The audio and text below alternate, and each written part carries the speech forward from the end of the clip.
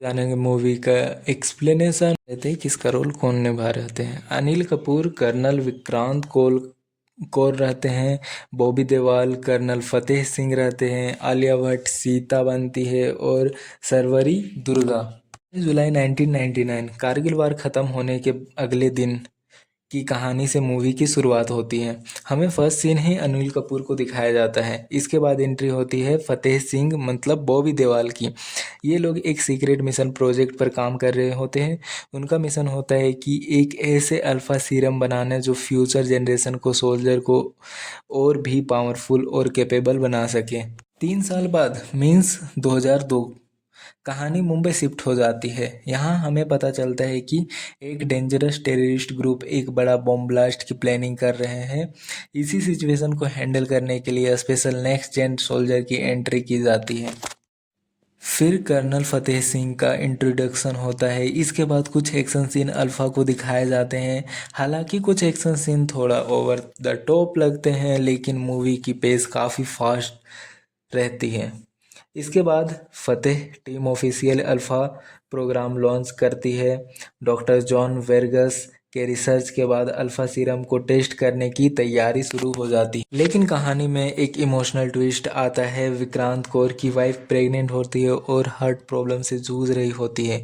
उनका जान बचाने के लिए विक्रांत कौर अल्फा सीरम का इस्तेमाल करता है। वो सीरम की वजह से उनकी वाइफ की डेथ हो जाती, बट उसकी बेटी बच जाती है और बहुत आर्मी भी मर जाते हैं वो सीरम की वजह से। बट विक्रांत कौर को पता लगता है कि नहीं, उसका बेटी मर चुकी है। ये फतेह सिंह बोलते हैं।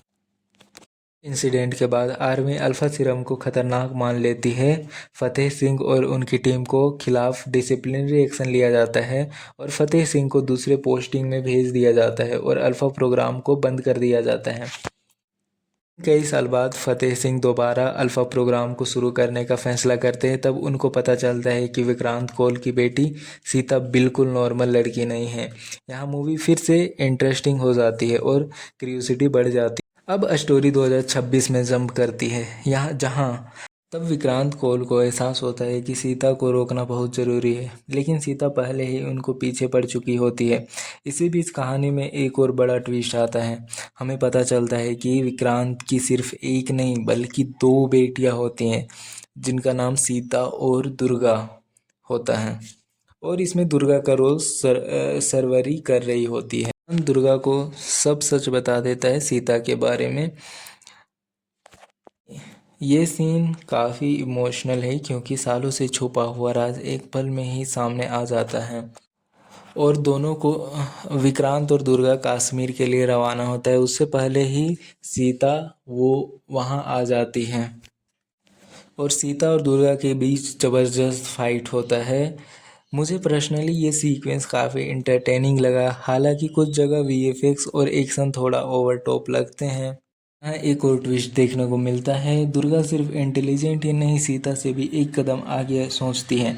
वो सीता को रोकने की पूरी कोशिश करती है, बट सीता उस पर भी भारी पड़ जाती है।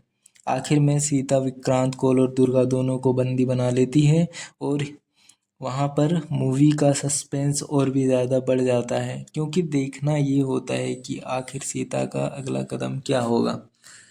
विक्रांत और दुर्गा सीता को समझाने की कोशिश करते हैं कि सीता विक्रांत की बेटी है, क्योंकि सीता को बंद कमरे में कैद कर दिया जाता है तो वो 18 साल ऐसे ही गुजार देती हैं।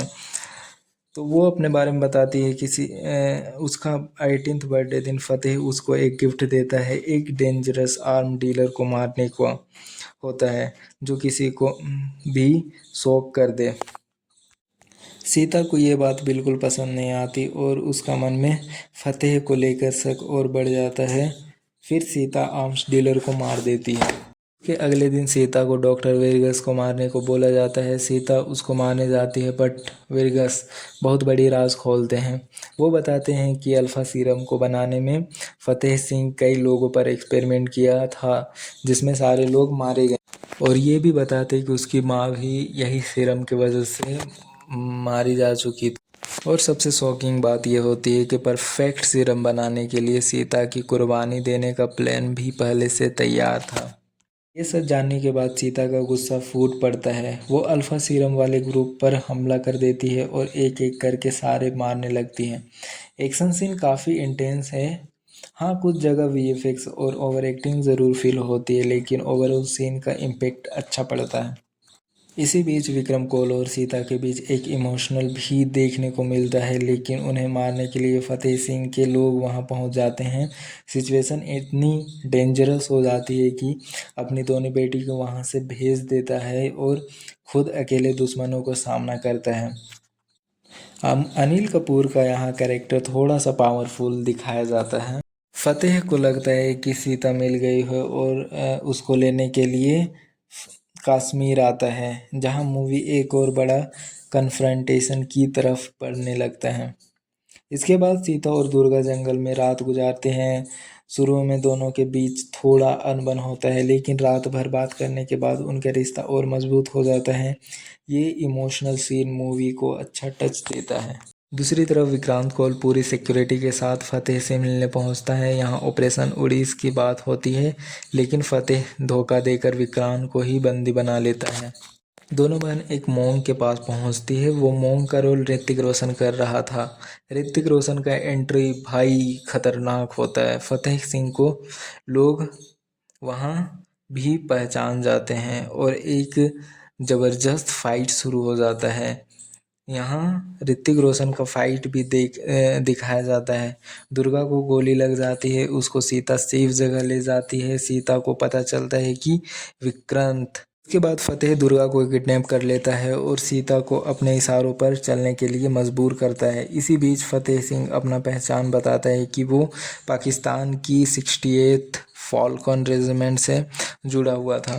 फतेह अपनी टीम के साथ भागने की कोशिश करता है और कई आर्मी ऑफिसर को भी बंदी बना लेता है। लड़ाई के दौरान दुर्गा वहां बहुत सारे आर्मी के साथ आकर सबको बचाने की कोशिश करती है और सिचुएशन धीरे धीरे कंट्रोल में आने लगती है। मूवी के सीन में इमोशन और एक्शन दोनों को अच्छा से बैलेंस करती है। आखिर में सीता और फतेह के बीच फाइनल फाइट होती है।